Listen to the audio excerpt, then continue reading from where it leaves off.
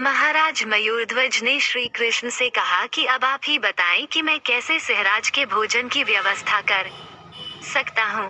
ब्राह्मण बने श्री कृष्ण ने राजा मयूरध्वज से कहा कि हमारे सिंह के भोजन के लिए आपको अपनी रानी सहित आरा लेकर अपने पुत्र ताम्रध्वज को चीरना होगा, जिससे सिंहराज भोजन कर सके।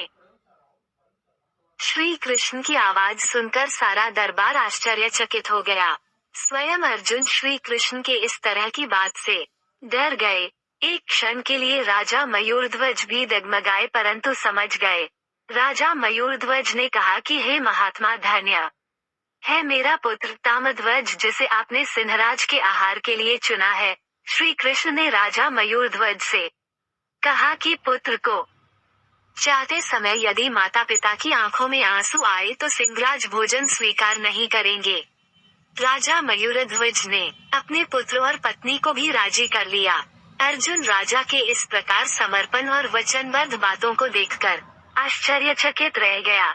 इसके बाद राजा ने आरा उठाया और अपने इकलौते पुत्र के सिर पर रखकर परम पिता परमात्मा का स्मरण करते हुए अपने पुत्र को चीर दिया। अर्जुन चौंककर मूर्छित हो गए।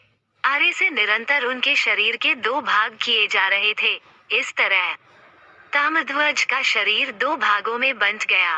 राजा मयूरध्वज ने ब्राह्मण से कहा कि महात्मा अपने सिंह को भोजन करवाइए। सिंहराज ने आगे बढ़कर ताम्रध्वज का दाया भाग खा लिया।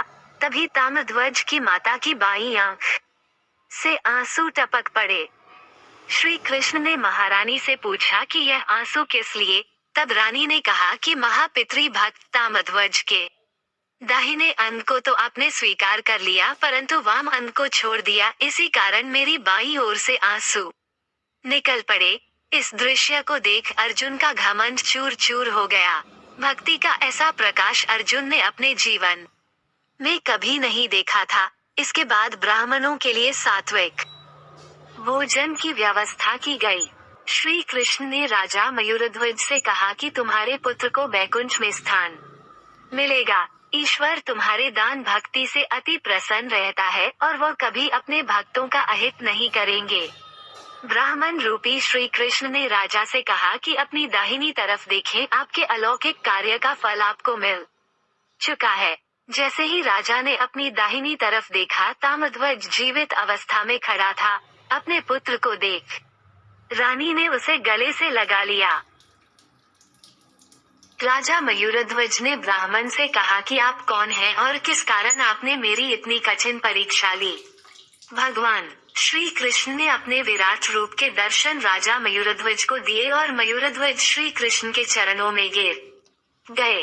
यह दृश्य देख अर्जुन उस महादानी राजा मयूरध्वज के पैरों में गिर गए और इस तरह अर्जुन का अहंकार नष्ट हो गया। हमारी नई नई कहानियाँ सुनने के लिए हमारे चैनल को सब्सक्राइब जरूर करें, ताकि हमारी कहानियाँ सबसे पहले आपके पास पहुँचे।